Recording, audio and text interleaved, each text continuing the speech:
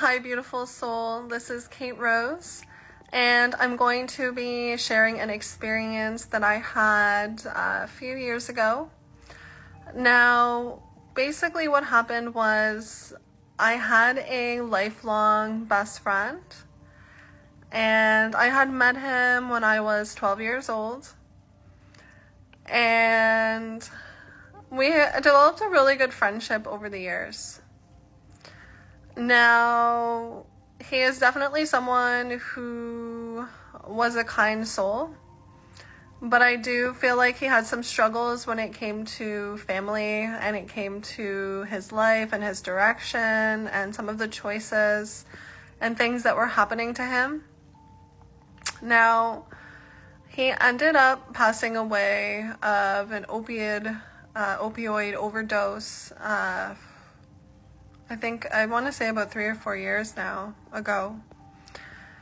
And when this happened, it was extremely difficult and hard for me to process, being that I considered him to be like a part of my family, that I did do everything I could in my nature and my power to try to help him to avoid his exit point. I had told him that I had visions and feelings that if he wasn't able to turn things around, that he may end up passing. I did do spiritual healing for him to try to help him to release some of the pent-up trauma and sadness and heartbreak that he was carrying.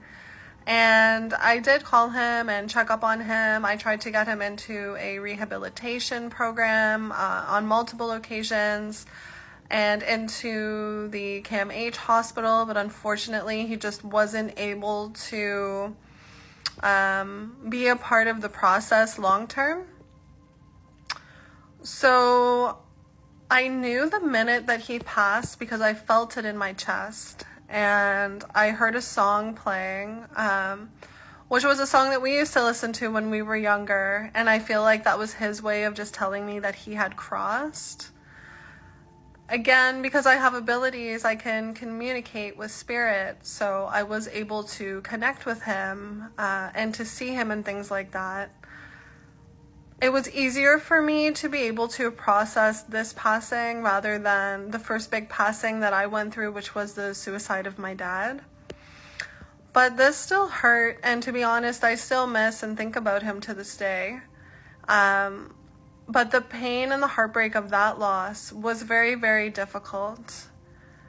And so because I was already into spirituality and I already had learned how to hone in on my gifts, I was able to do healing on myself, and I was able to speak to different types of spiritual counselors and things of that nature in order to help me through the passing. But I would say that it did take about 2 to 3 years for me to fully feel like myself again, because I feel like when this person whom I considered to be a family member to have passed, and in such a tragic way, because they were so young, they were only 32, and they could have had such an amazing life.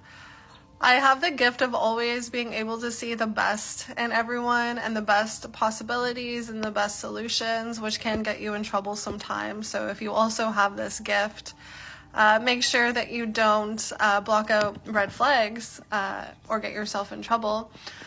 But for him, I always knew that he had so much potential, and I knew his background and his past and what he had gone through as an individual, and I felt like that hindered him in many different ways. And he never fully came out to talk about what had happened to him, or he never fully allowed me in all the way to be able to provide more help than what I was able to do before he passed. But I think that's something that really stayed with me too, was just like his potential that he could have had here if he was able to get more help and to turn things around. But again, if you're someone that is going through this or who has gone through this and you're in the grieving stages, or you've lost someone very near and dear to you and you're feeling a lot of sadness around it and you're not sure how to move forward, my best advice to you would be to just sit with yourself and allow yourself to process and feel the emotions, There is no timeline for grievance. It may take you a long time to be able to come back to yourself, but allow yourself to process the feelings, to process the emotions that are coming up around the passing, okay? And I would say strengthen your connection to God. Talk to your spiritual team. Talk to your angels. Talk to those around you. Let them know how you're feeling. Be honest with yourself. I would say not to bury or push down your emotions and feel like you have to be strong and you have to be this proud person that doesn't have to or isn't allowing themselves, or maybe you feel like the world doesn't allow you to just be vulnerable or to be able to tell people, hey, not having a great day today, need time to myself.